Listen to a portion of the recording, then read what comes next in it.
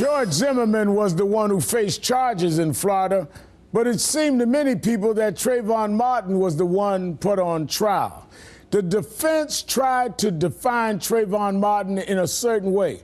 They wanted to make him seem like a thug, like a guy interested in fighting, drugs, even guns.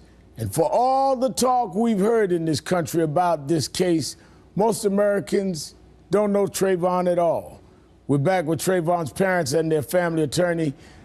Tracy, you've said Trayvon was your friend. What was it like hearing all those negative things about your son?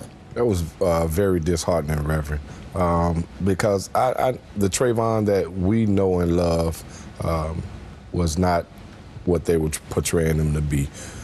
We knew and loved the Trayvon that loved his little cousins. He used to make breakfast and cupcakes for his little cousins. He used go Chuck E. Cheese with his little cousins.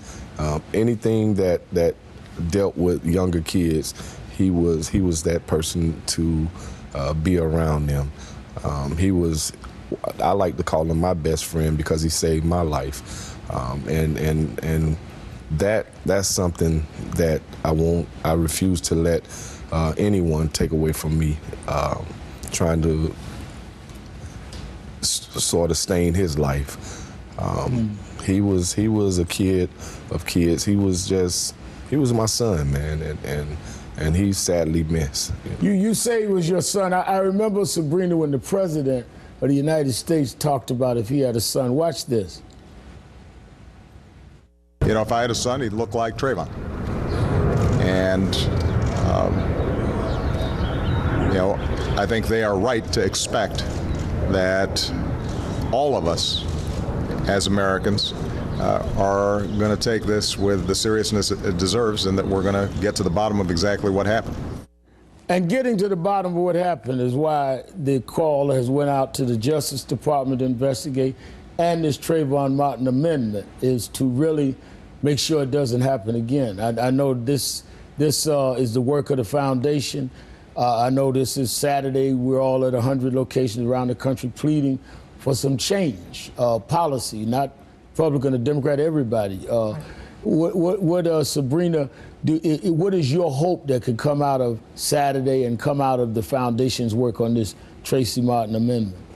Well, Trayvon Martin. Trayvon Martin. I said Tracy. I mean Trayvon. The Trayvon Martin amendment says that you cannot pursue, you cannot follow, chase someone, pick a fight with them, shoot and kill them, and then say you were standing your ground. So that's what that amendment is all about. For the rallies that's going on, for the marches that are going on, for the most part, they're peaceful, and we want them to remain peaceful. We want them to have a voice, and we want their voices to be heard, because people are listening, and numbers count, and that's what's important.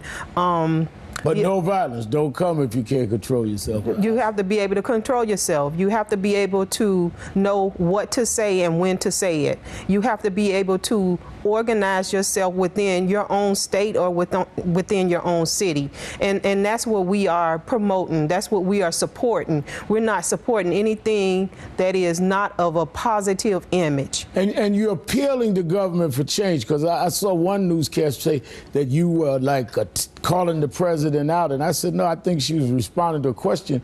We're trying to appeal for change. Is that the spirit, or am I missing something here? No, that's the spirit. We're trying to appeal for change. We're trying to get as many people connected to this movement, because it has turned into, it started out being one way, now it's a movement. There are people that want positive change. There are people that want the injustice to stop. There are people of all colors that say something is wrong with the system if an adult male can get away with murder. And Trayvon was a teenager. At the end of the day, he was a teenager that was minding his own business with a drink and some candy.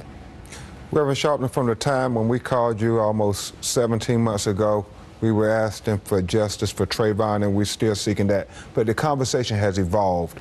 After you watched that trial, you saw them say, because the actions of an African-American male who burglarized the townhome in the gated community, it was almost suggested that the Neighborhood Watch volunteer had a right to go stop any teenage black male he saw walking through his gated community. And you can't profile and follow somebody and chase them. Not even the police can do that. The United States Supreme Court said you can't profile based on race. So the conversation of Trayvon Martin continues to evolve, and the question is, are we going to make progress or regress? And if we make progress, this won't happen to anybody else's child. That's what the foundation is going to be dedicated toward, and we're going to keep following it. When we come back, how these parents find the strength to keep going.